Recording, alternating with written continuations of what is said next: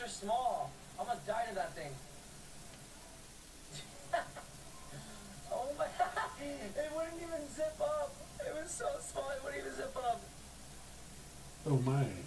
Jules told me to watch your stream and you were drenched in glue. So I just went back in my game. Yeah, it was crazy.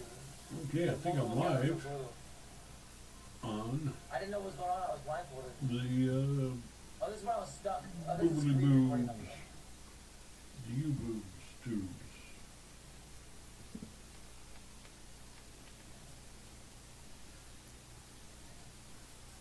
This is the after show. This was my OnlyFans.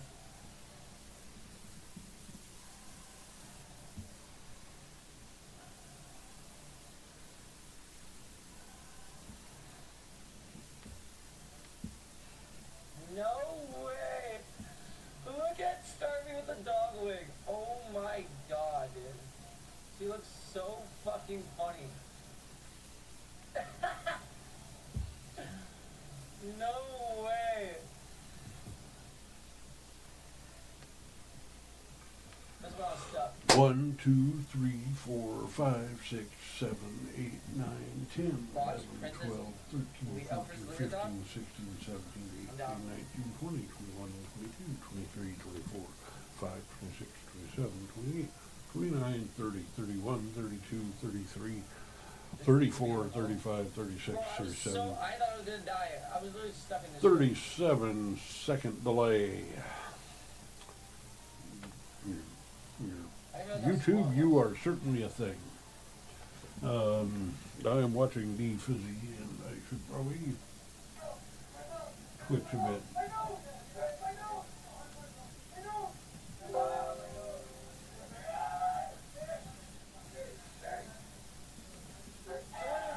So dramatic. It fucking hurts. What do you mean so dramatic? It hurt. I was in pain.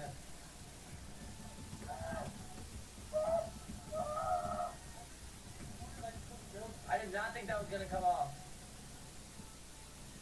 No, it's not made for kids. It's people in blogs. Fuck you, Genera. For saying I was Over dramatic. themselves. Unreal.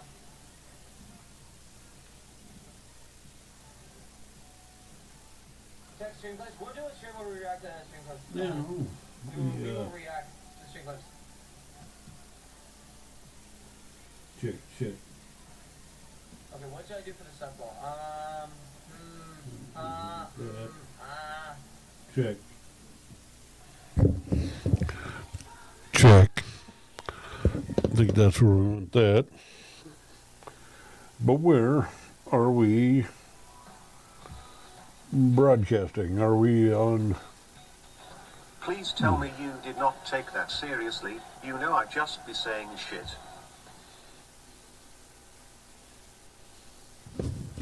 Most recent video. So that's not me, what I'm doing right here, right now.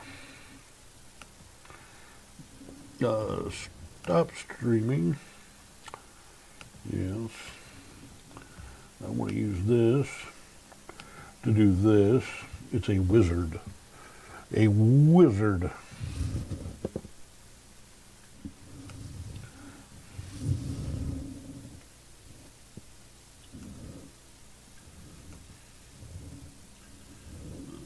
Already got one going. There's a way I can broadcast to all these things at once from one source, but I don't think I know how to do it.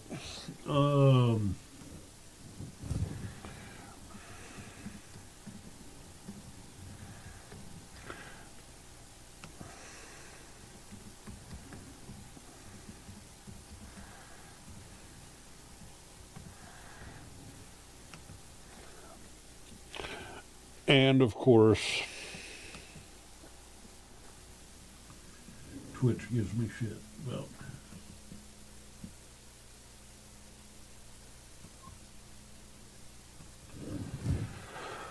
Alright, password.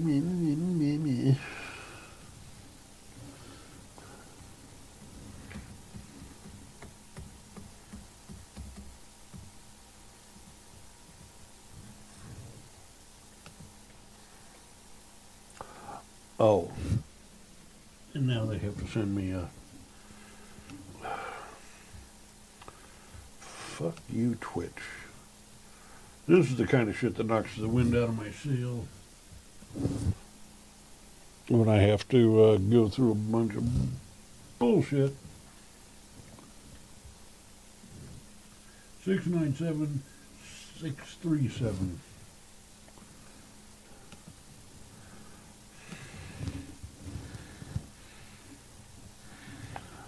Oh, that was my private verification number. You weren't supposed to know that. Whoopity-doo-dah fucking day.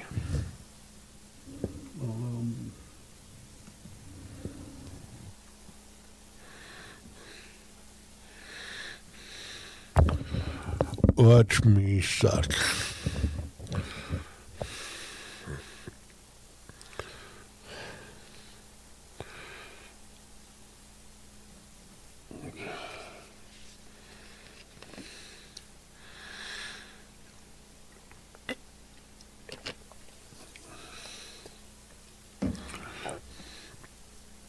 Let me tune in my intel officer and let him know that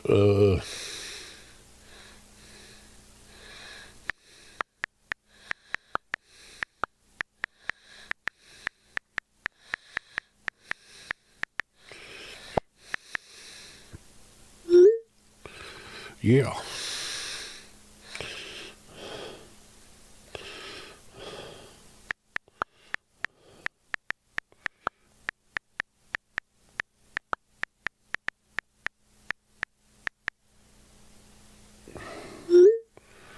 Okay, there's two people. Blythe Weddings. Blythe Weddings. And look here.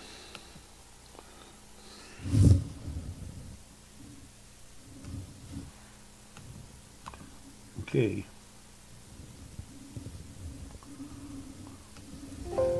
That's fine. Okay. I don't need the beeping stuff.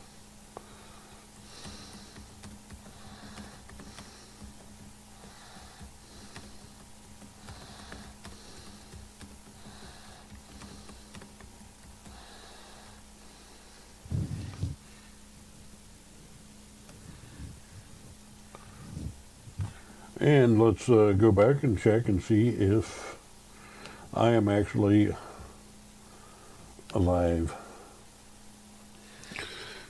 Oh, I hate so much of this stuff. One of these days I will have my own kind of place that I can just walk in and turn a switch and I'm going. You know, that would be wunderbar. Offline, and it says I'm offline.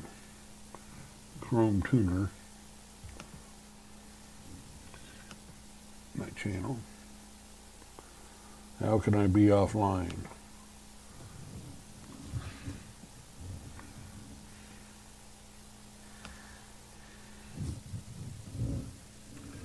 Start streaming. It's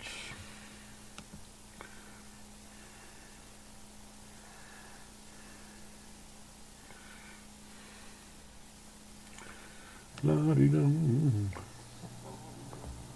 Oh, hey, look.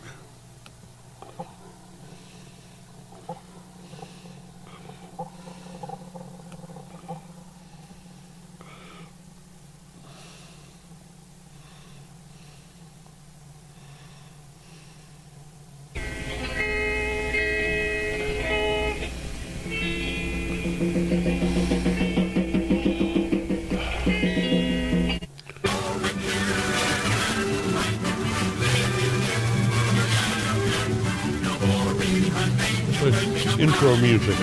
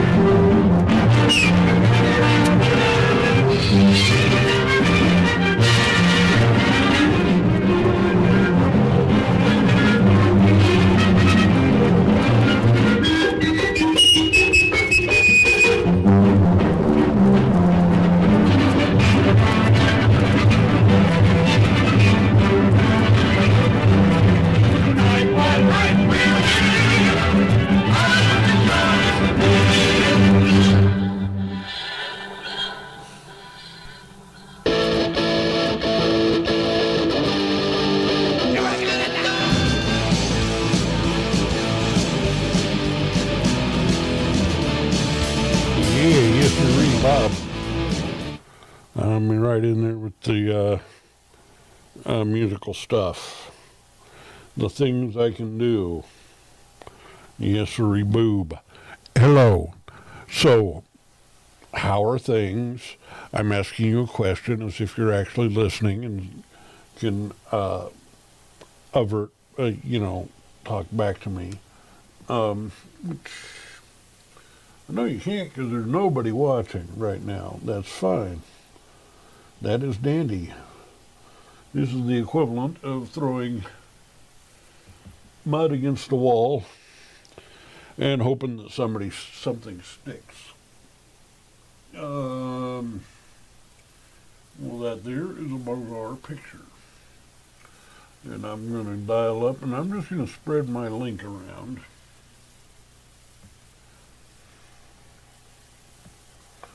Because that's what I do.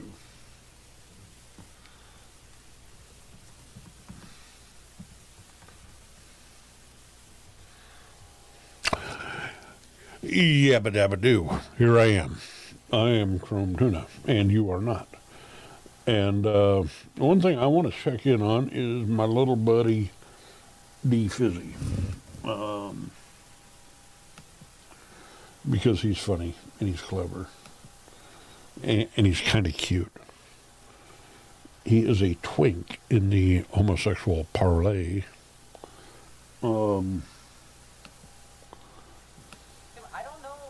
I don't know if you would know.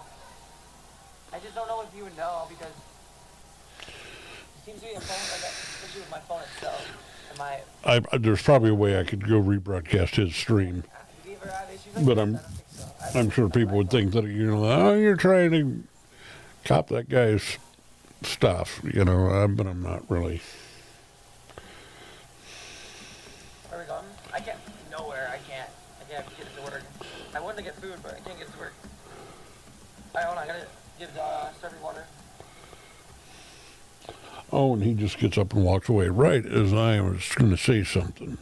But you know what? I got my damn machine. Got my electronic dream.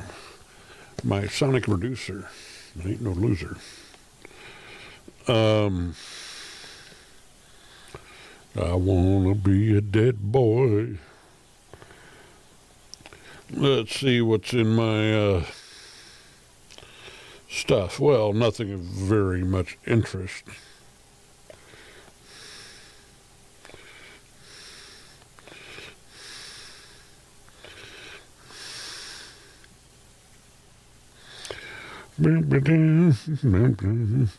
Let's see if these people are in bed yet. I think I just come on at the wrong time of the day, when everybody is either awake or asleep, and if they're awake, they're doing something else. And, oh, well, that's a cute little outfit he's wearing. Yes.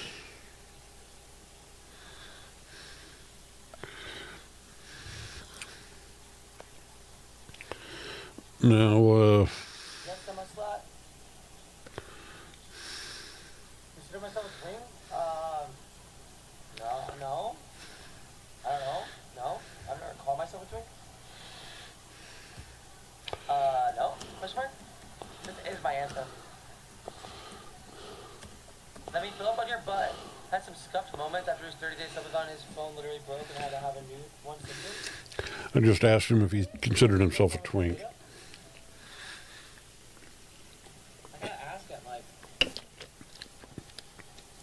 Little does he know that I'm live right here, and I can see him, and I can say things about him. And I don't really know how to ask him because it's so specific, and I don't even know how I'd word it.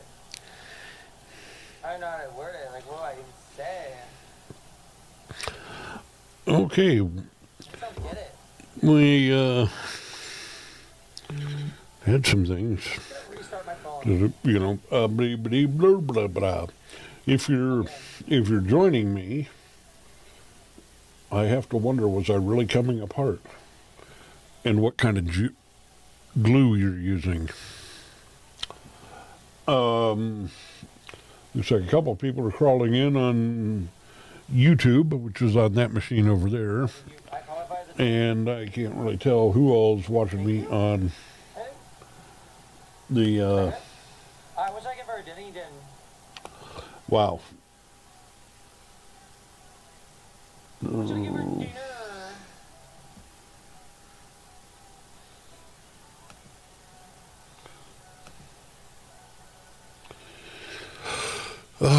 Yes, I don't know how many people are watching me on Twitch.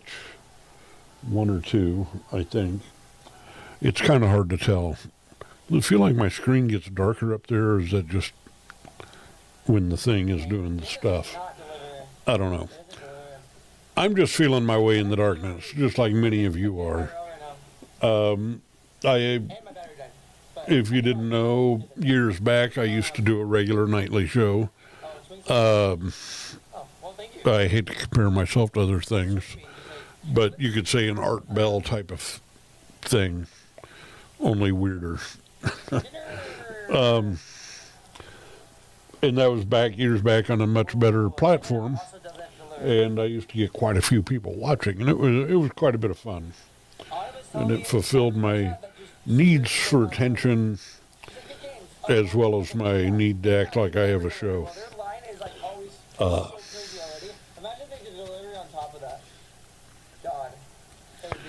Yes, indeed.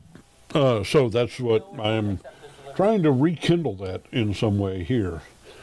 And sort of the whole purpose of me doing this broadcast isn't, I don't have a show prepared, but what the hell am I doing? That is the question. The great existential question is that I'm sitting here figuring out how to work the gear and the equipment, and I am discovering more and more that little stroke I had back in December might have done a little more damage than I originally thought, because there's more and more things that I used to know on just a muscle memory base reptilian level that I'm kind of like, oh, well, what's that do? How do I do those things? You know, and little space out things, names and people and things that I suddenly can't rememberize. Anyway, so here we are, and so I'm hoping that me struggling my way through this is a sign of building that mental muscle back up, maybe, or if it's not, who the fuck cares? And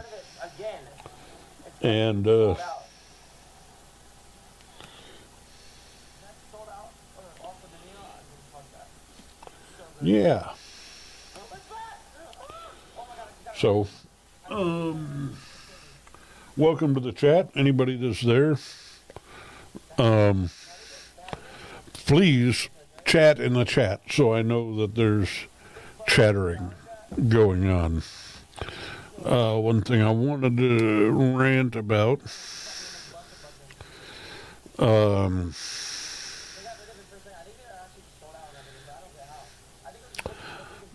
oh, my friend Sunshine posted this very cute little thing. It's Winnie the Pooh talking to Piglet, and he's saying, do things for people not because of who they are or what they do in return, but because of who you are. So you should do things for them like slapping them across the face with a shit-filled sock. And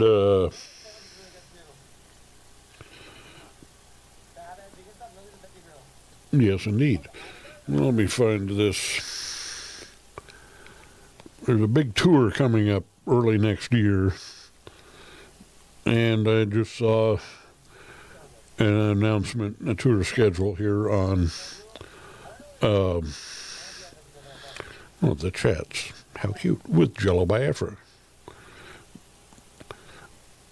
But it was Ministry, Gary Newman, and Frontline Assembly. And it's weird because I've had a couple of dreams lately about being on tour with Frontline Assembly again.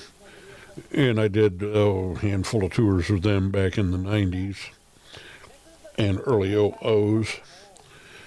And the tours themselves were fun, and being out working and stuff was fun. But certain members of that band are just douchebags. Lead singer disorder, LSD. Those are, some singers are much worse about it than others. And you really look at these people and you see how many fans they have and how many people just love them. And you're like, really?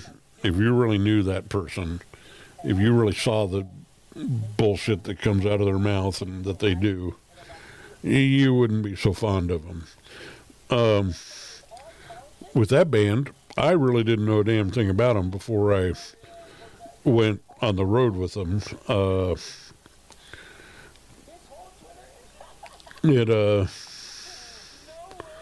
That's a bizarre picture. But I knew they were like this kind of industrial band, and one of them had been in Skinny Puppy before, and that was his big claim to fame. And I saw their shows and listened to their music, and I'm kind of like, okay, this is pretty topical. This is, yeah, well, this is a thing. And I don't know, wasn't quite necessarily my thing. But I really don't understand when some bands get big and other bands don't. It's really pretty crazy. Tom Petty's been dead for 6 years. And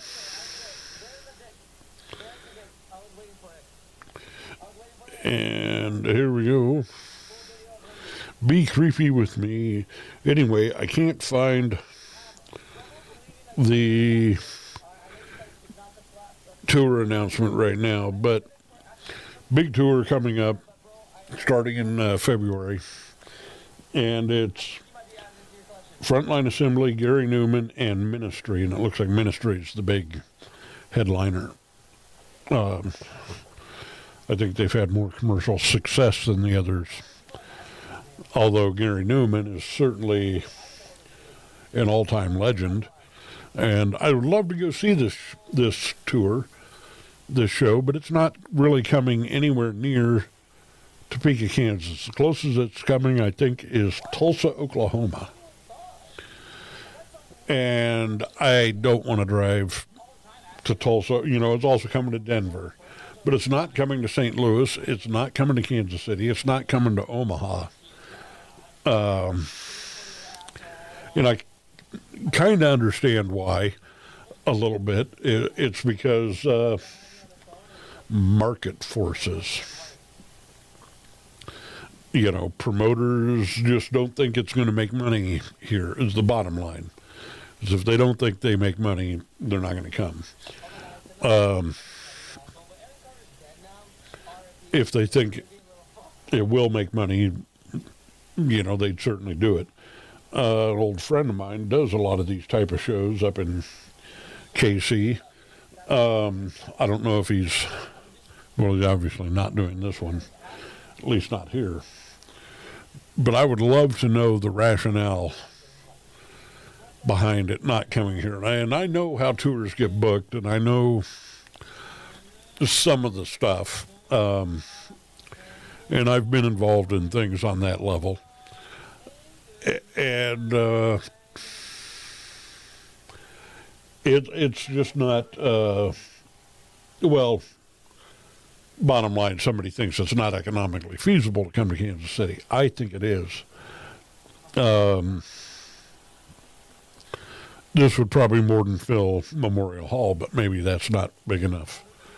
Maybe they need to fill the Sprint Center or something. It looks like some of these places they're playing are probably 20,000 seat places.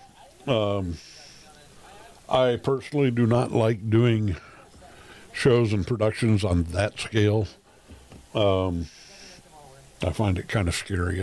I prefer doing things on the more smaller, small club DIY scale.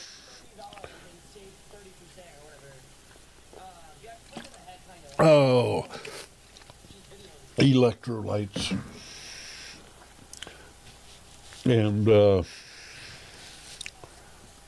yeah. So that's what we got going on. The market forces, I don't know. There's some things I probably shouldn't say. It'll probably get back to somebody and somebody will get offended.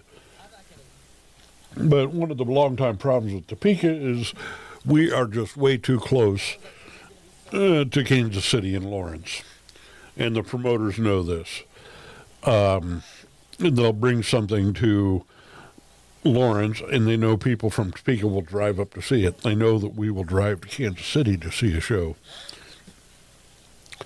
People will not come to Topeka from Kansas City or Lawrence to see a show. It's like pulling teeth to get somebody to come here. And it's brutal. You know, people hate Topeka, surprisingly enough. And Topeka has such a bad reputation. It's got a far worse reputation than it deserves, but it does deserve a bad reputation. On a scale of 1 to 10, 10 being the most crime-ridden, crack and meth-infested, trashy shithole, and 1 being like average. Topeka's really only about a 7. It's got the reputation for being a 10, but it's not. But there's this old show business saying, kind of obscure, that says if it'll play in Topeka, it'll play everywhere. And Topeka is a test market for McDonald's and Walmart and several other big corporate chains. They'll see if things will fly by putting it out in Topeka. Like, we get the McRib before anybody else. And a lot of people don't know that. You know, and I'm sure some people would think that's a really big thing. You know, ooh, we get the McRib. Big fucking deal. You know, in years back, 9 Inch Nails came here on their great big tour. I don't remember if they played in Kansas City on that tour or not, but somehow they made it to Topeka. Uh-oh. And, ugh.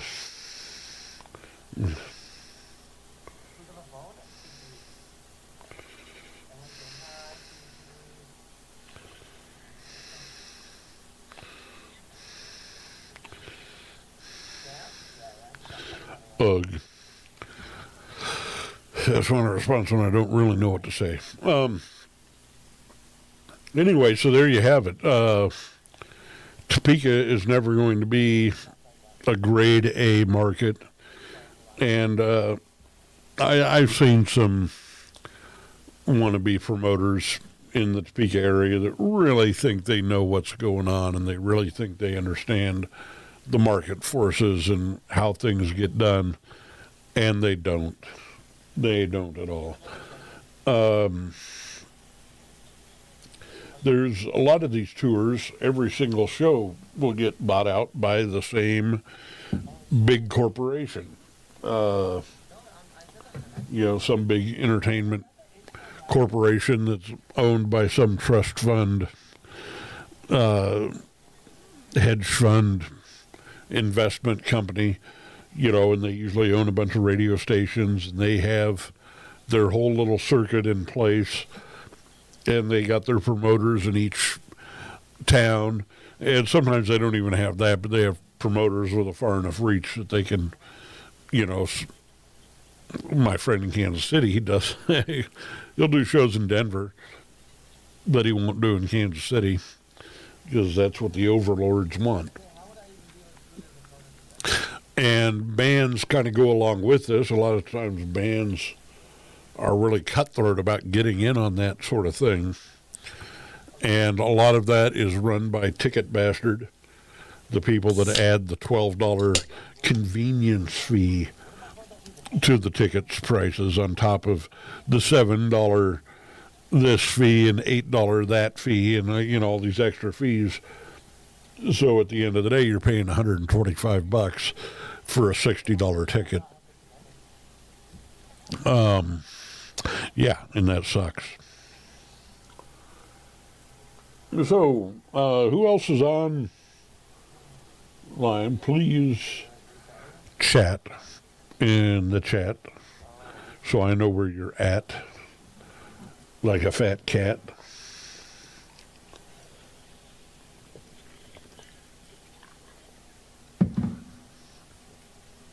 Hullabaloo going down in Washington, D.C. I don't know all the details, but it looks like the Republicans ousted Kevin McCarthy.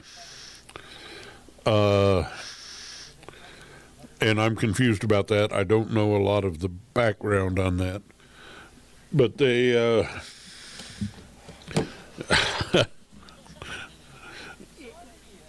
yeah. Let me check out the news plate. The news dish. What do I call this thing? My whatever. I still have the Twitter app on here. I gave up my Twitter account. I just got so disgusted with Elon Musk's bullshit and Trump's bullshit and everything. It was like, fuck that.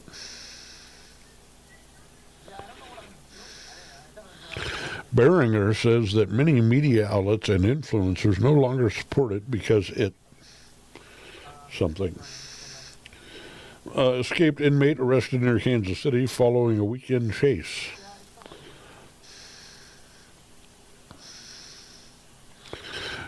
Evergy to increase ResRAM charge, citing costs above renewable energy costs.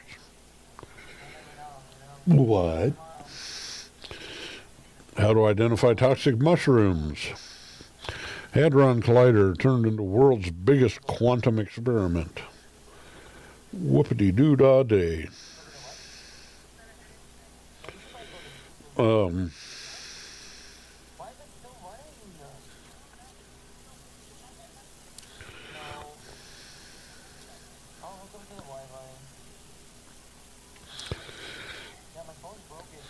Yes, indeed.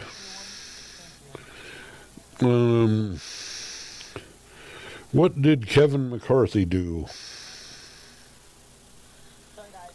Countries are racing to the moon again.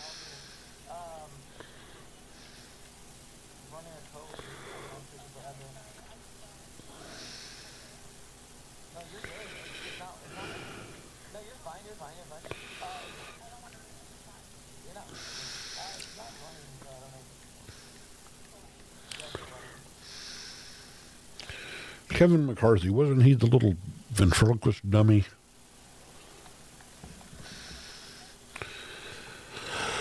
Oh, Kevin McCarthy ousted as Speaker of the House. Yes.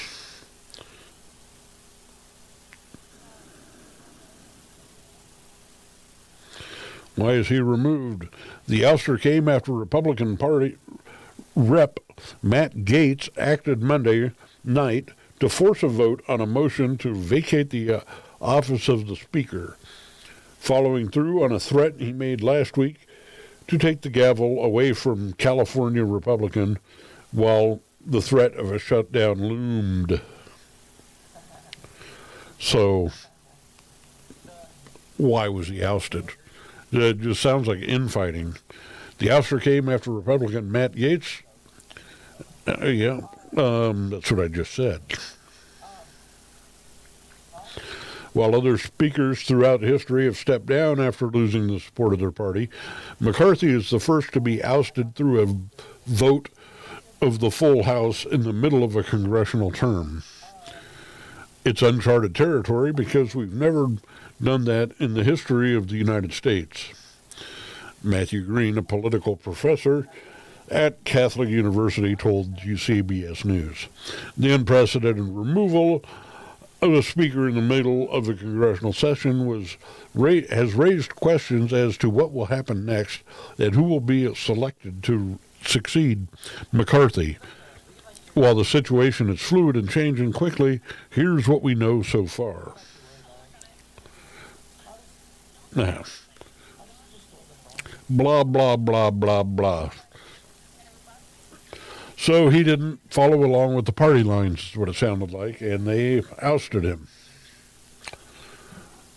Whoopity-doo-dah-day. Sometimes I'm just looking at the politics in Washburn and in Washington, and I'm like, whatever.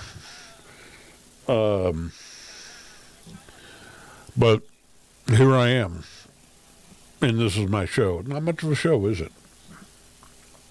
That's because I don't have anything scripted. I didn't really think about anything I was going to talk about specifically. And a lot of times I work better when I'm bouncing off of an audience that's doing stuff.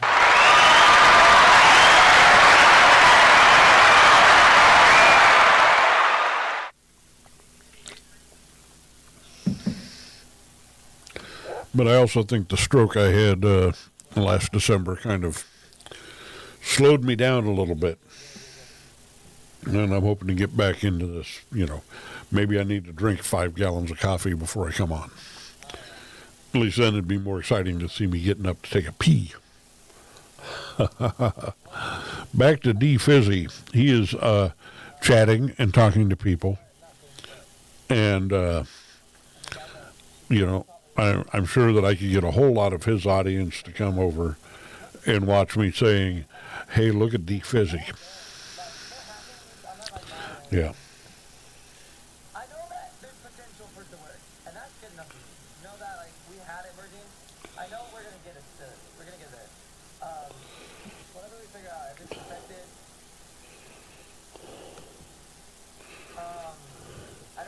I have no idea what he's talking about or why. Doesn't look like Twitch is really going to be the great platform for me. I know there's tons and tons of people on Twitch, but somehow they're not stumbling into my room. Of course, I just look like another Joe Rogan wannabe, and I kind of hate this backdrop. I'm going to do something about that soon. I got this friend of mine that's going through a bunch of shit, and I don't think he realizes how much it shows. He tries to act like he's being helpful, the operative term being act, and he's got a background in this kind of stuff. And he normally would have good advice and good direction and things, but that's not really what he's interested in imparting upon me. What he's really interested in is belittling and insulting and browbeating and kind of setting you up, asking you one question, then when you start to answer him, he'll cut you off and say, well, that's all well and good, but what does that have to do with the way the white man came in and stole the Constitution from the Iroquois? Huh? And you're like, what?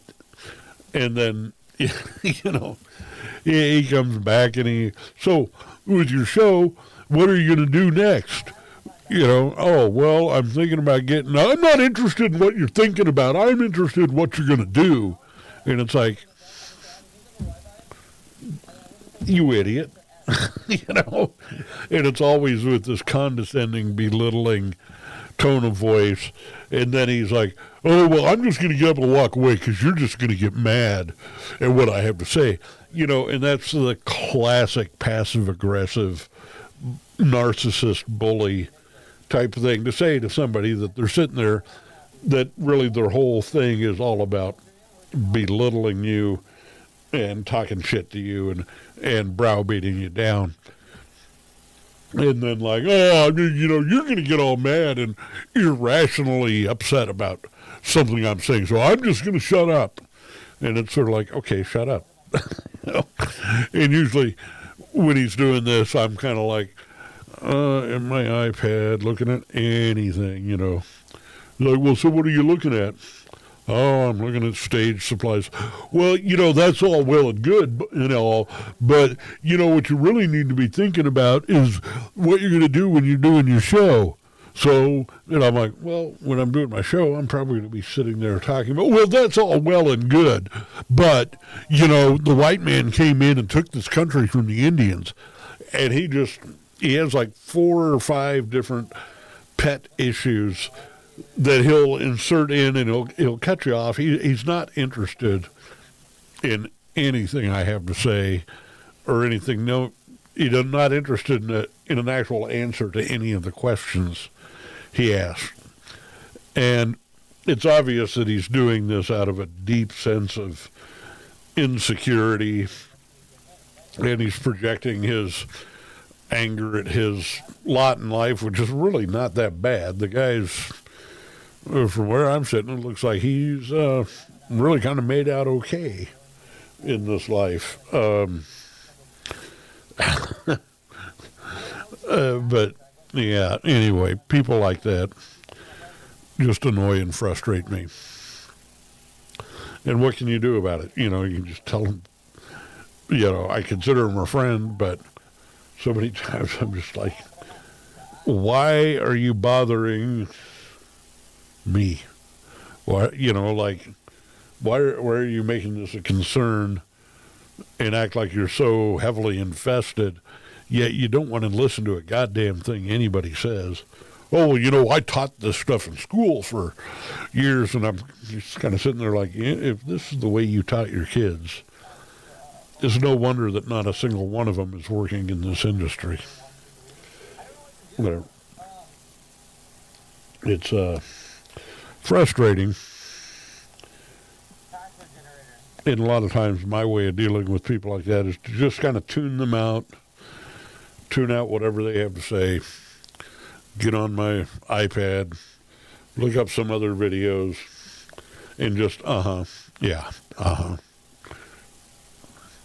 because if you do say something, they deal out a lot of browbeating and belittling insults. Everything has a little dig. And he seems to be fascinated with my balls. And if you haven't noticed, I'm large. And so he's fascinated with, if I can see my balls or my own penis. And he can't go 5 minutes without making some sort of jack off, jerk off, well, you're just sitting there going, what I want to know is when you're gonna blah, blah, blah, blah, blah, so what are you going to talk about next? And it's like, masturbation. Oh, I don't know why you bring that up. Gee. Anyway, maybe he means well, but really kind of grossly incompetent and really kind of, in a way, it's a weird form of, there's a newish term that the kids use now, trauma bombing or trauma bonding. But what he's doing is a weird passive-aggressive form of trauma bombing. And he's just bombing me with what's really just a reflection of his own trauma. Allegedly. Yeah.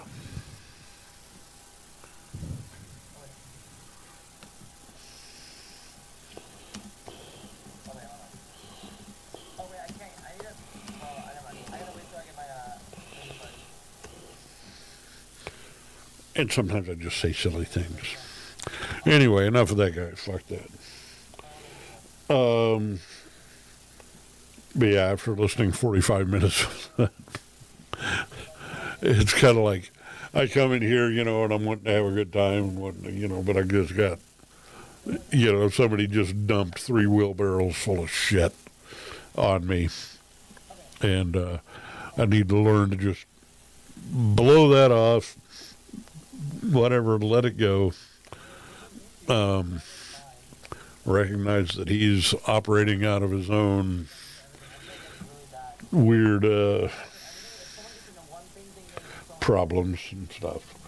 I just really hate people trying to make me responsible for their problems. That's always been a pet peeve for me.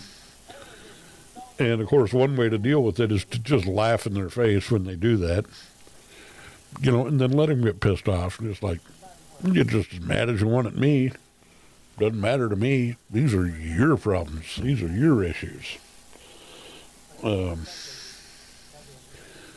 Because they'll like, I demand an answer. Oh, why are you acting like this? Well, it's because you're an asshole. Oh, don't try and blame this on me. I'm just being an asshole. Whatever.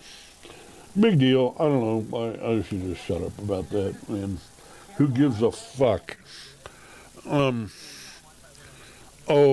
14 years ago, not long after I moved back to Topeka, and I got very bored being here and looking for things to do, trying to occupy myself and sort of trying to knock the big stick out of Topeka's ass. So I built a FM transmitter, 100-watt FM radio station. And down in my basement, I set up a little studio, and I had a program that would run on my computer that I'd load a bunch of songs on, and it would kind of like an automated DJ. So I had myself a little pirate radio station, KAOS. Yeah. And I actually got Henry Rollins and Jello Biafra to do station IDs for me. And they were glad to do it.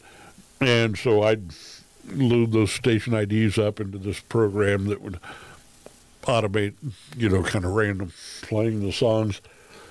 And I had friends of mine telling me, oh, you ought to play that cool Bachman Turner Overdrive, and you ought to play like Rush 2112 and all these other things. I'm like, you know what?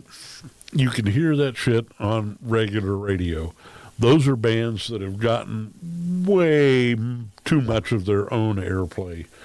It's like, if you're going to do a radio station, why the fuck am I going to play, like country and western music that there's 500 other stations playing? You're like, oh, but anarchy. Really? So I'd play the Ramones and a lot of punk rock and old new wave, and I'd try and get obscure stuff that you're never going to hear on any radio, even college stations, and some of the more hip, contemporary kind of stuff that was going around. And I had that radio station going for almost a year. And, of course, there were certain people in this town, and they seem to have this reaction to everything. The cool, weird pirate radio station that I had a lot of people that really didn't know that I was the person behind it. But once they did find out, they're like, oh, well, yeah, that's not very cool. Yeah, that's not, you're playing Devo. Yeah. And, well, what about that band or that band, whatever. Fuck you, build your own station. And a couple of those people got with Channel 13 and made an official complaint to the FCC. And the only way the FCC will really come down on a pirate radio station is if they get an actual complaint from a registered, licensed broadcaster, like a professional radio station like WIBW, who claimed that I was broadcasting on their frequency, but that simply was not true. And the FCC finally came to town, and they triangulated using their fancy equipment to find out that I was in my dad's basement had an antenna up on the roof. I know, it was kind of stupid to do it that way, but that's what I did. And they came in, and it was a man and a woman, FCC, and one guy was kind of this tall, goofy sort of, Andy Griffith sort, and then the the lady was what's the gal's name from X-Files, Anyway, I was asleep in my room, and they came knocking on the door, pushing the door open, and the radio station is over in the corner and blinking lights and doing its thing. And I jumped up, and I had a pretty serious case of morning wood, and they're like showing me their badges, federal badges. We're federal agents. We're here to inspect your radio station. And I looked down, and I got the morning wood going. I'm like, oh, I'm sorry. This is my morning show. I was adjusting my antenna. And the woman's like, oh, and she started complaining. And I'm like, hey, you walked into my room uninvited without a warrant.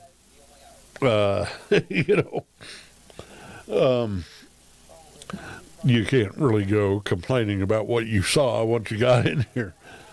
So I got up, put my pants on, and and they came in and they talked to me and like, oh, so you're running this radio station, and I'm like, what radio station? Just kind of playing totally ignorant. And they're like, okay, well, look, we translated it, came back, and like, so we assume it's this shit over here in the corner, and they took a bunch of pictures of my computer and of the transmitter and had me hold the transmitter and show it, And I was like, yeah, okay, that's me. And then they gave me a letter, and they officially told me basically cease and desist,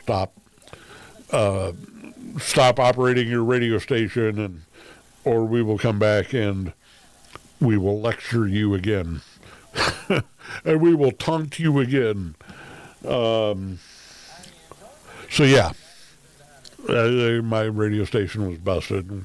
Okay, so I walked them on out and went out to their big black SUV, and I checked out all their cool stuff they had in the back, and sure enough, they had little machines and doodads that they can triangulate, and find where you're broadcasting from.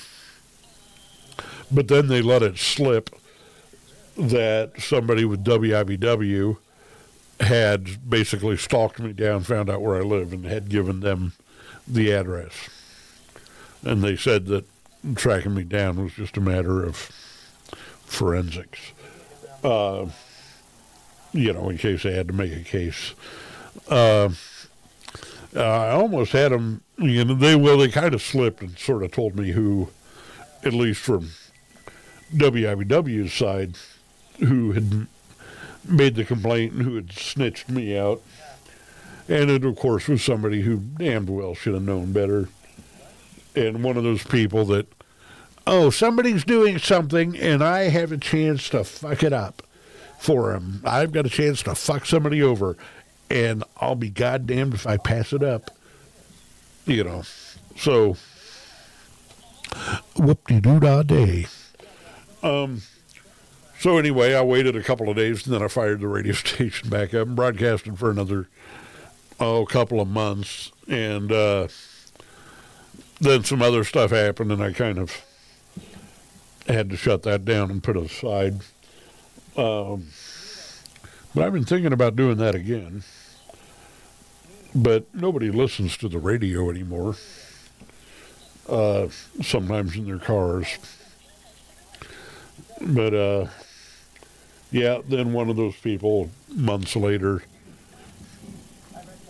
one of those people that like, ew, pirate radio station, what a dumb idea, pump up the volume, dude, kind of mocking about it, was sort of like, well, hey, you should give your transmitter to me and my friends, because we could do it so much cooler than you.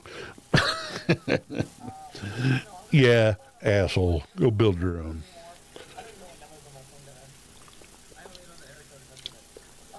But that's Topeka. Crabs in a bucket. Nobody wants to see anybody else do anything. The very act of doing something embarrasses other people because they're not doing something. You know, let me try something. Hey, look at that. What is that sound? It's loud. There's a jump cut. Oh, it's fine. My AC side. That's fine. I'll turn it off. And there's a fade. Ooh, and a fade to black. Oh, wait. No.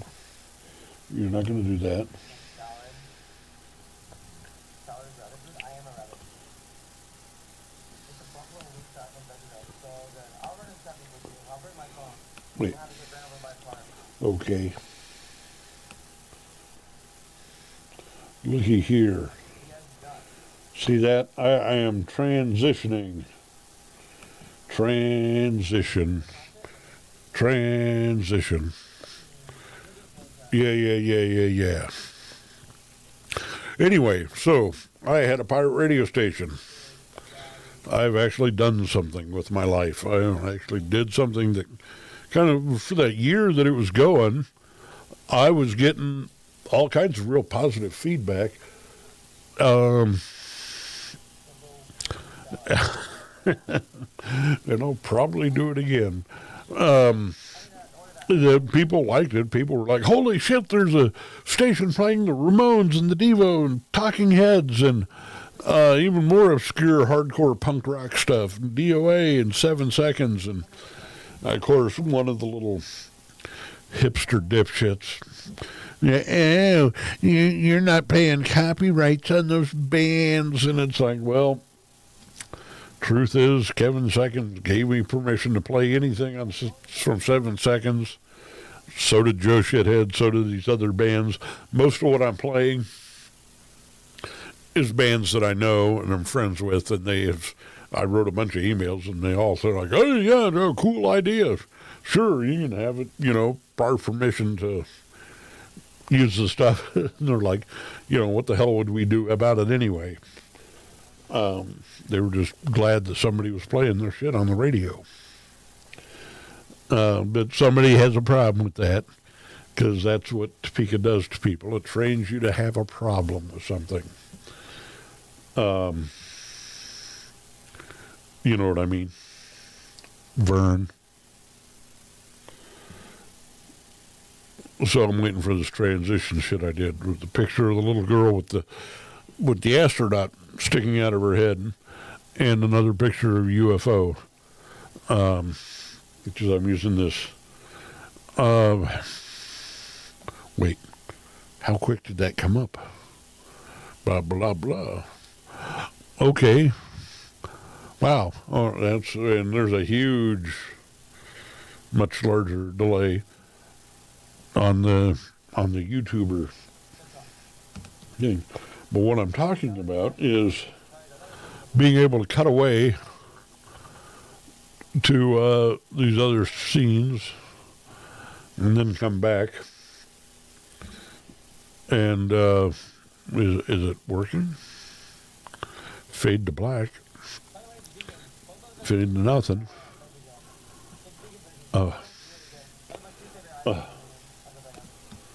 Oh, and then I come back.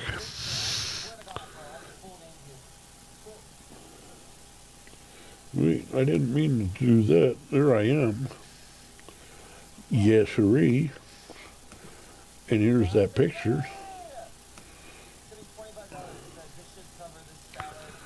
And I'm sure there's a lot of other dorky transitions. Quick transitions.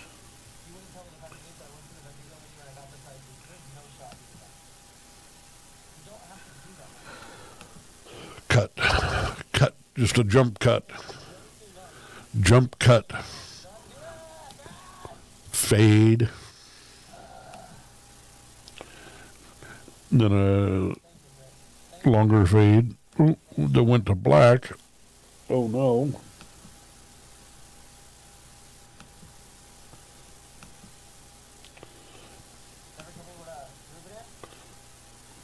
And I have to go back and reload that.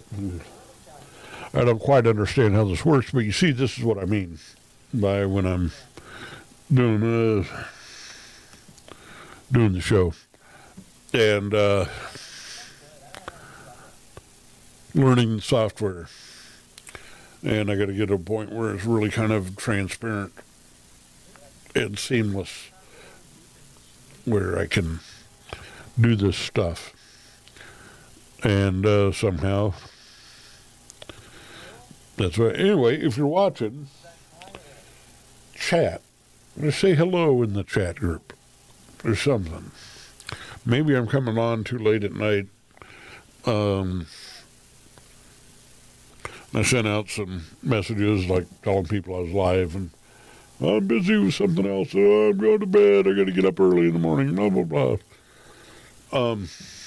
But in the future, what is going to be happening is I will be doing the show live like this, but I'll have my little packages ready to run. I'm going to do a bunch of ghost stories. And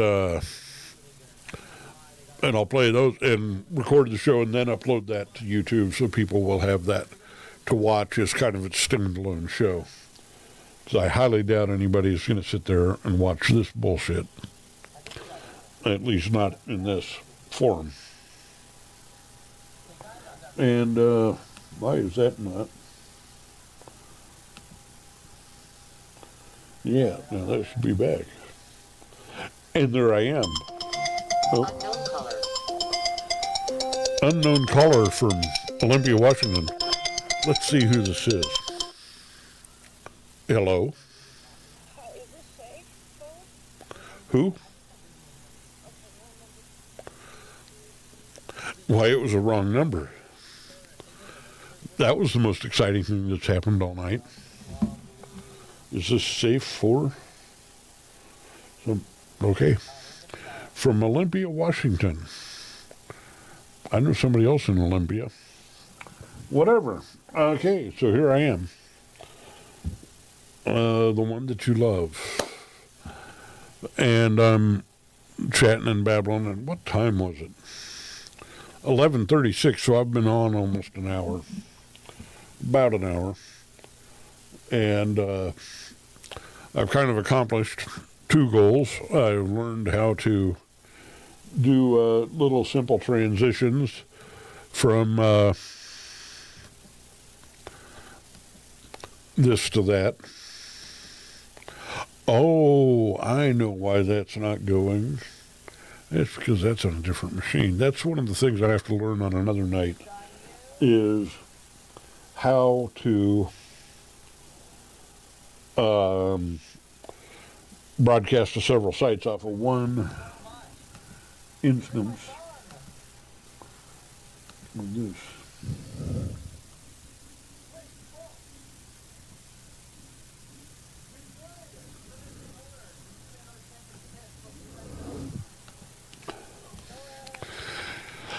Yippity-doo-dah-day.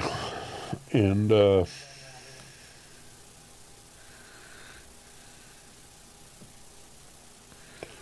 see what that looks like. There's both of us. Man, that creepy little picture of the girl with the astronaut on her head.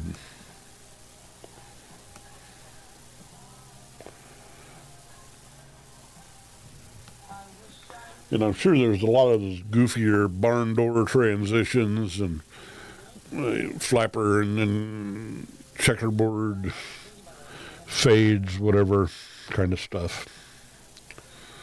Like basically a video switcher. So I can do this and talk about UFOs and this weird picture this guy took of his daughter. And when he developed it, there was an astronaut sticking out of her head. And, yeah.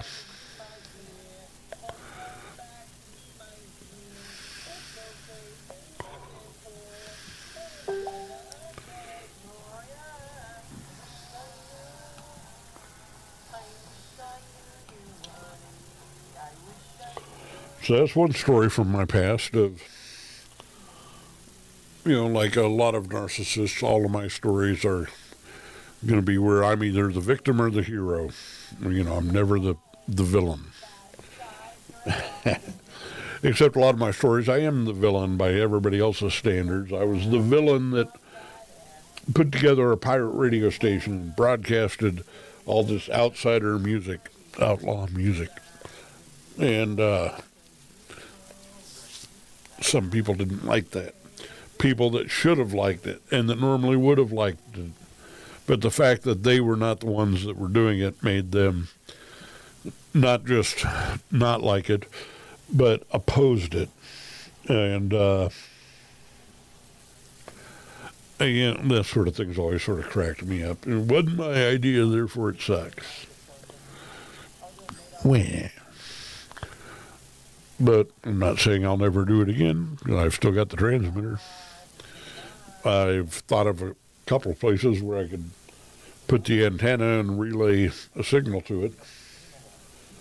And the FCC really spends all of their time chasing down cell phone issues and untangling bad cell phone salespeople and that sort of thing. Around here, the only FCC office is up in Kansas City. So they have to actually get up and drive all the way down here and go poking around looking for somebody's radio station.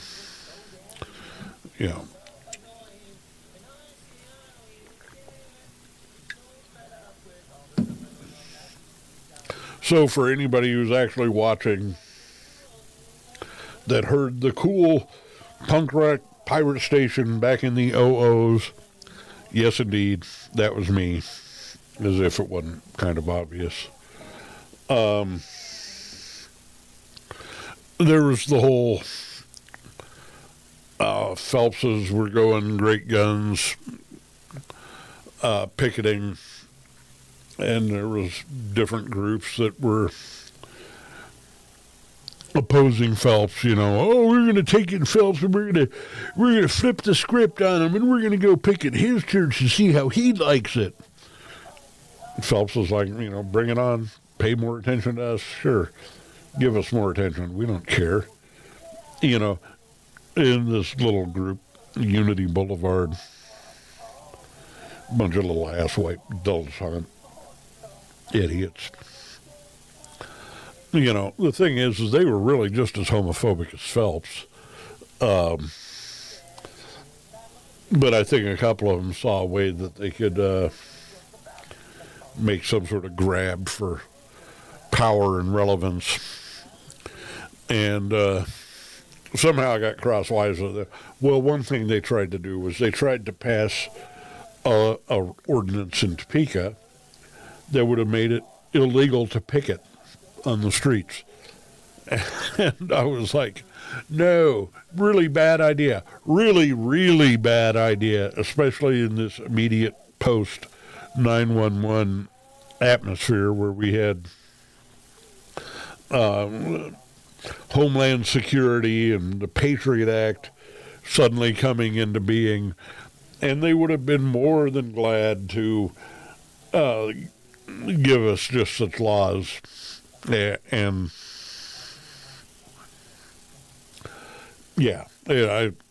so I posted my opinion about that where it really mattered on the Topeka Capital Journal newspaper's online forum.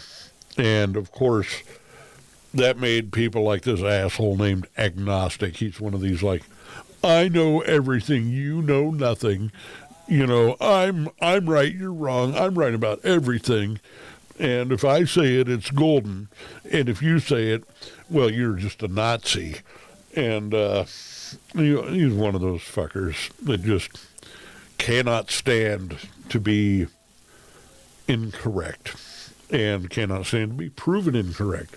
But he stuck his foot in it, and he accused me of being a Phelps simply because I stated, no, bad idea to ask for a law against picketing. I'd much rather have Phelps out there picketing than to lose the right to do it myself.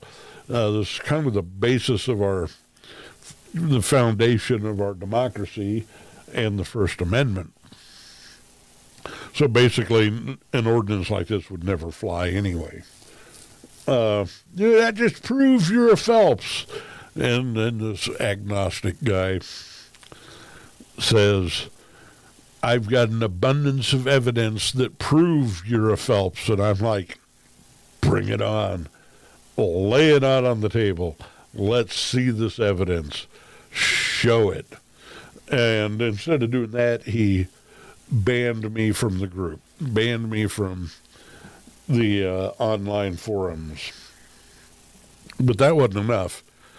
He got a bunch of those Unity Boulevard little assholes to start stalking me all over town. And they poked holes in my tires and vandalized my car and came by and threw shit in my dad's yard. And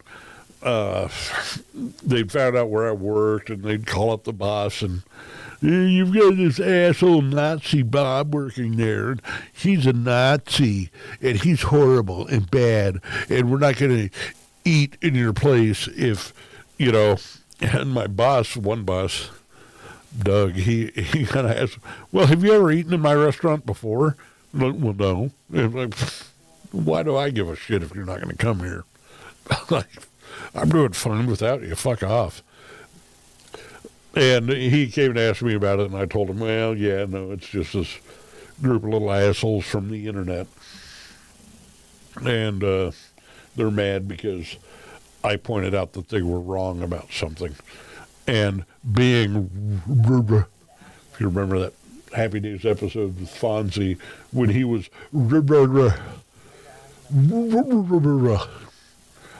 I was, and he had to admit that he was wrong, and Fonzie couldn't even say the word. I was wrong. Okay, I said it wrong. It was like that. And that jackass, Sherman Smith. He was the digital editor of the Capital Journal and pretty much in charge of all that shit. Later claimed that he knew nothing about it. He had no idea who Agnostic was. He had no idea who Unity Boulevard was, and claimed that he didn't know any of this shit. And he's flat out lying. Because he's yet another one of those people that can never be, I can't be wrong, but always is, and has all these wild, confabulated ideas and constructions about people, especially about me. I don't know why I'm such a frequent victim of that sort of thing. People that have never met me, and all they know about me is a few things I've written online, but they think they got me by the tail. Whatever, I'm sure this is fascinating for some of you, and I really am kind of venting about it, but whatever. My point is, Topeka's full of assholes, and they really think that they're not, but they are. And that's that. Okay, what's going on? Doesn't look like there's many people watching on YouTube. Part of my exploratory thing for doing these shows is to find out what sort of snowball effect I can have, what sort of places I can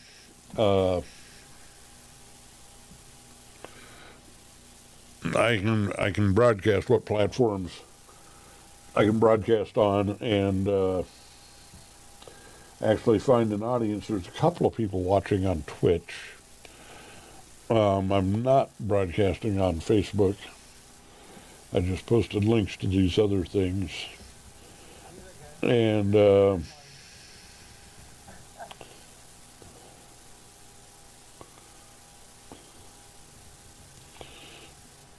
yeah.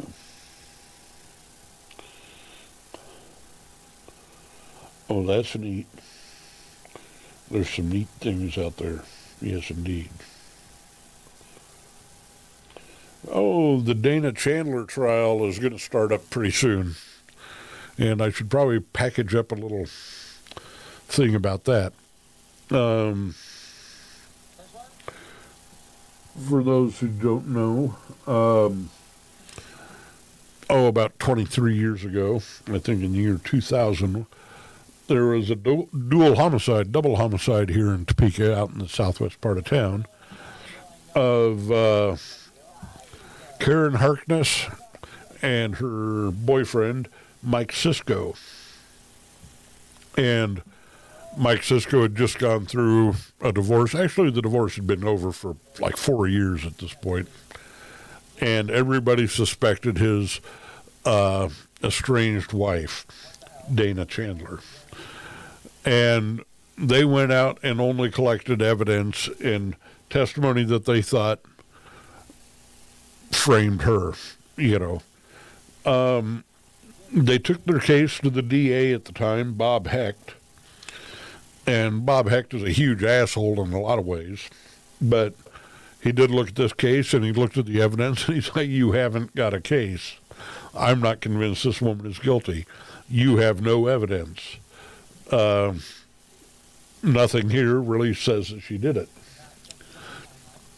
So the case went cold for 9 years, and there was enormous pressure put on various DAs and the cops, mainly coming from the victim, Karen Harkness. Her father was Harold Warswick, who owned the Wolf's Camera Shop downtown Topeka. Long time downtown Topeka retailer, and he was deep in bed in all the Chamber of Commerce and city politics, and he owned property everywhere and owned a couple other businesses, I'm not sure what. Very influential, had a lot of pull, and he was insisting that it was Dana, my daughter's boyfriend's idiot, crazy ex-wife. She must have done it, and put a lot of pressure on the DA. There's rumors that Harold Warswick basically gave 5 houses down on 10th Street to DA Chad Taylor, who came after Bob Hecht, and put a lot of blessings in Chad Taylor's Christmas stocking. And so Chad Taylor, like, yes, indeed, it had to have been Dana Chandler, and he decides he's going to push through and press charges. In the meantime, they ceded the story to Unsolved Mysteries and, 48 Hours, some of those shows, true crime shows, and they did these stories that totally painted Dana up as being guilty. They were not fair at all with any of it. So they go down to Oklahoma one day and they arrest Dana Chandler. And of course, Unsolved Mysteries, these network TV shows, arranged to be right there on site, right with the sheriffs when they go to arrest Dana. Amazing how they had that sort of access. And they arrest her, they bring her back, and she sits in jail. They jack around. They finally put her on trial. And I'm trying to encapsulate this for basic understanding. The trial was a joke. They did not provide any sort of real physical evidence that tied Dana to the scene of the crime, or even really proved that she was in Topeka when it happened. She had been living in Denver, Colorado this whole time. And, before that, she lived in Arizona, and before that, she lived in Southern California. Once she and victim Mike Cisco had gotten a divorce, she left town. She got the hell out of here. She tried to get on with her life, but she also tried to have some sort of relationship with her 2 kids. And her 2 kids, I don't want to make them sound like bad or anything, but they'd just been through a nasty divorce and whatever. And Dana didn't do herself any favors. She did kind of act crazy at certain times, but She was a heavy drinker at the time, and she'd cleaned herself up. She'd been going to NA and AA meetings, and she was working jobs and supporting herself. And then they arrest her, charge her with this crime, and they claimed that she had bought a couple of gas cans, 10-gallon gas cans, so she wouldn't have to stop and buy gas and could make the trip from Denver to Topeka, commit the murder, and then go back to Denver by going up through Nebraska. And, of course, they didn't have any actual gas cans, so they went to Walmart and they bought some gas cans to show to the jury. You know, like, look, she bought gas cans just like this. See, look, these are big red gas cans, and we're going to set them right here in front of the jury for them to stare at this whole time while we give you this weird theory that she bought those gas. So they never actually entered those as evidence, but just as a representation of evidence if they had actually had it.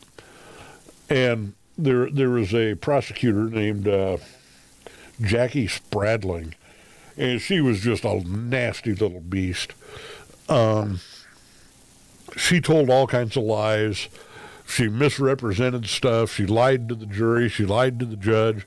And she got away with all this shit because the judge at the time, Nancy Parrish, her sons are a couple of meth heads, and she's in deep with.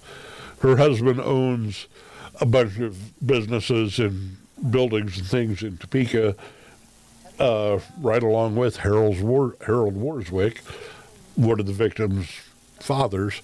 So she should have stepped down anyway.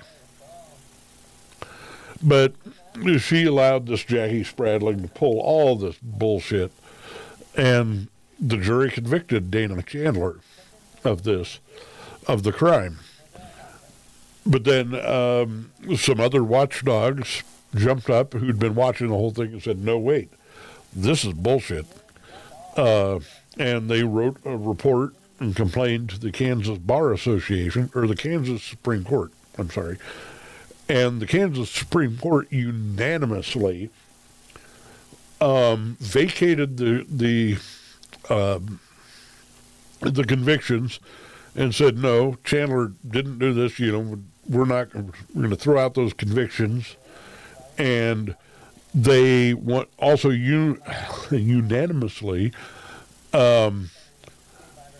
suggested to the Kansas Bar Association that Jackie Spradling's law license, be taken away permanently.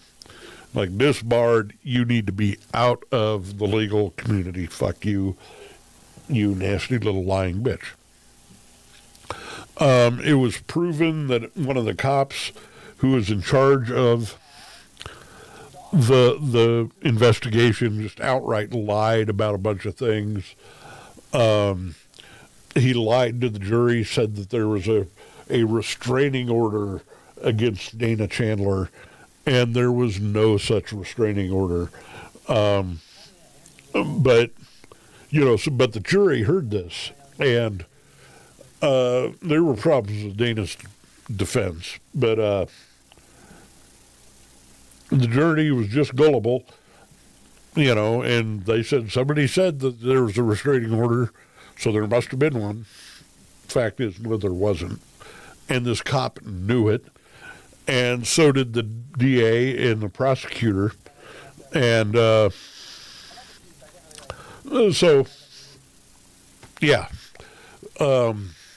there was a retrial, and I sat in on the retrial that happened last September, a year ago, and this time it was with the new DA, Mike Kage, who's carrying on, pushing on this thing, trying to convict Dana, and there's no evidence, none at all.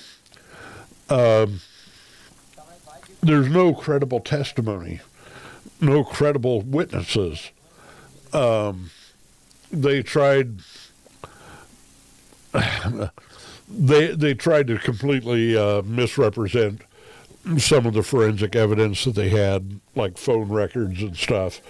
And this time around, Dana's defense lawyers did a really good job of blowing through all that shit and just proving that it was all a bunch of bullshit, a bunch of lies. So, at the end of the day, the DA at the last minute bring in this Hail Mary witness. This dumb woman named Terry Anderson, who got up on the stand and proudly testified that she saw Dana dressed up as a ninja creeping around in the darkness in the little, not a gated community, but the little subdivision where they all lived. And she was like a block away, 100 yards or something, and sitting out on her balcony with a migraine headache. And she testified that she had called the police. And she testified that she heard one shot, and then 8 minutes later, she heard two more shots. And so she's saying that she heard the shots when none of the neighbors directly around the victim's house, the crime scene, heard any shots. And the dumb bitch sat up there and just lied about this shit on the stand, and then the defense gets up and just totally annihilates all of her testimony. And she just had no credibility on the stand at all. And the defense, they said, well, we went and we checked all the records from the police department and the dispatchers, and she made no such phone call. You know, and she claimed, a detective came out and talked to me. You know, I talked to the detectives way back then. No, she didn't. She did make a phone call about 2 days later, complaining about some guy that was hanging out in the laundry room of her apartment building. And totally irrelevant. You know, and there really wasn't much of a report on that. And so she totally lied. This witness made Charles Kitt and DA Mike Kage look like just complete idiots. And at the end of the day, the jury comes up, hung jury. It was like a 5-7 split. But the people that voted guilty were people that had already made up their minds before it even started, and probably lied on the interview process about whether they knew anything about the case or whatever. So, yeah. Anyway, so they had to let Dana go. They reduced her $1 million bail amount down to $500,000, and some people managed to raise the money and get her out. But it was bullshit because she's still been sitting in jail this whole time, even though her convictions had been overturned. And Mike Kage said, we're going to try it again. We're going to try her a third time. And this time around, they granted the change of venue that the defense asked for. But they put it out in conservative little Pot County, where DA Mike Kage is from. And, yeah, so that starts in a couple of weeks. They're going to start that trial again. Now, here's the kicker on the whole thing. Karen Harkness had a son-in-law named Jeff Sutton, and she had a daughter by a previous marriage. And this Jeff Sutton had been an attorney for which, what, I forget, I'm spacing on which county he had been an attorney for, but he'd been fired from that job for some sort of malfeasance and double dipping, double billing on things, and some financial crap. And it was also known that he had worked out a deal where the county paid him, well, in money, and with a gun, a an Uzi, basically, carbine gun, and the one favored by all the gangsters. And that he signed this gun out and took off with it. Somebody went back and monkeyed with all the paperwork and made this little transaction disappear, but there's people that remember it and remember seeing him with that gun.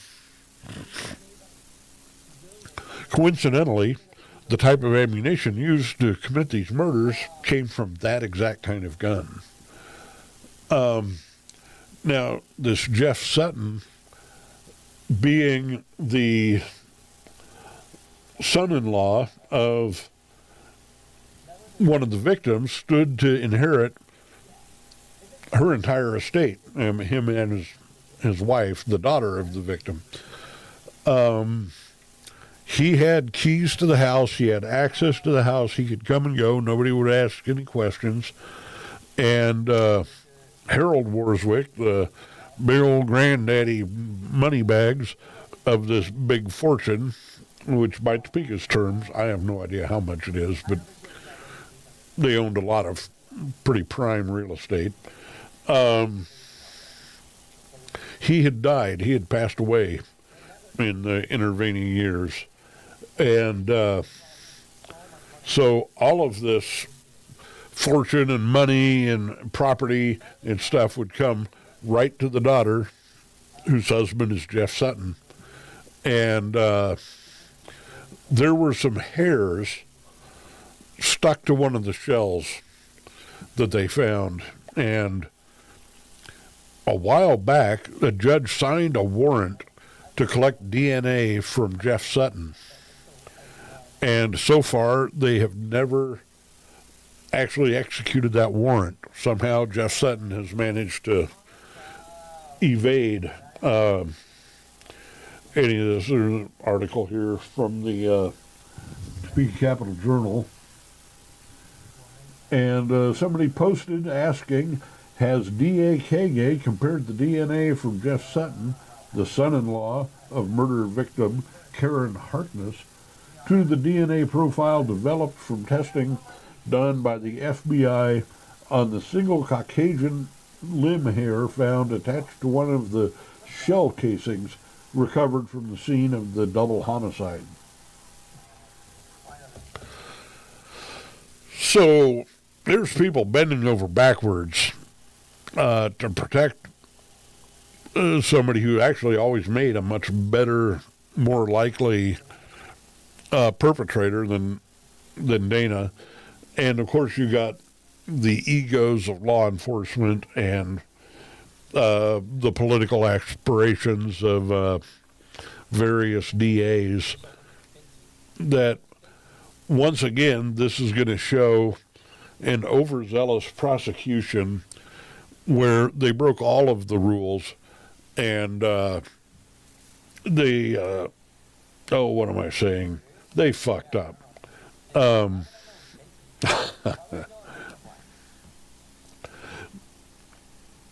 It's the whole thing is just so crazy and sickening.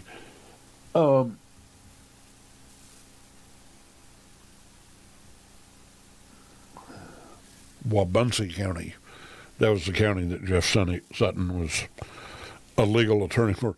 And he's also been charged in other kind of violent acts, throwing a bottle at some woman during a road rage incident and trying to hit somebody with his car. And he just sounds like a real jerk. So yeah, recently there was that Floyd Bedslow case where this man had been convicted of a rape and murder of a 14-year-old girl, and this happened in one of the little outlying communities, and he went to prison for 20 years. I don't know, quite a while. And but another case of overzealous prosecution where he didn't do it. They had no real proof that he did it. And he had a brother who had confessed to it and had even written a confession in his suicide note and then killed himself, leaving, this note that said, I did it. And finally, they were able to force a mistrial, and they unconvicted him, and they had to let him go. He turned around and sued the state. And in one lawsuit, he was awarded $11 million. In another lawsuit, he was awarded $7 million, I think. And he's probably not done suing. And it was just a case of overzealous, whack job prosecutors. And they knew that he wasn't guilty. I think they even admitted to some people that, we knew he wasn't guilty, but we figured it was our job to, convict somebody. So the victim can have closure. No, I'm sorry, the victim does not get closure if the wrong person is convicted. Well, if they don't know because they're dead, then it kind of, they're doing this weird sort of mental gymnastics. It's really scary and frustrating to know that they do this stuff, and it happens a lot more often than anybody thinks. And there's all those Pollyanna types that are always sitting there going, oh, they never make mistakes. They are good men. They are virtuous and true. They are law enforcement. They have badges, and they are honorable. And they would never, ever do shit like this. And it's like, yeah, they do shit like this. And they do it all the time. And it's really fucked up. Yeah. It's there's still people around that think that Dana is guilty. And I argue with them fairly often on the internet. I'm like, well, show me the evidence. Show me what's the proof. Well, and they always act like I am privy to some private, obscure information that you don't know about. And I'm like, then convince me she's guilty. It's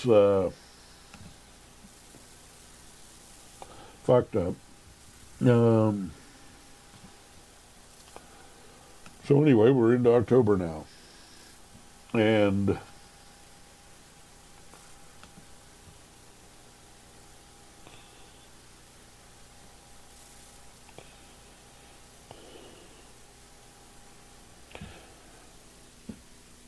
what do you do? Anyway, I've been babbling here for a while.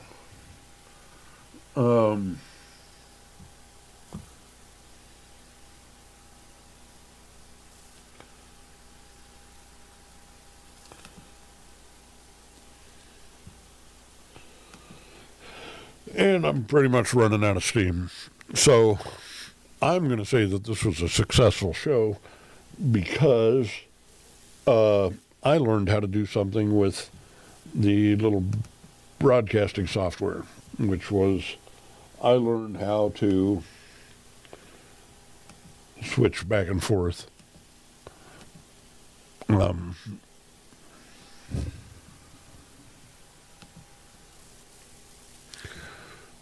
Yeah. I learned how to do that. Of course, you're not seeing it on the YouTube side because I don't have that same thing broadcasting on the thing from the Twitch and the stuff. So, anyway, that's where we're at. And I am going to shut the hell up and get the hell out of here. And I don't think that's really going to bother any of you. Because there's only like 3 of you watching. Anyway, I'm glad for anybody that actually logged in and listened to me bullshit. I appreciate you.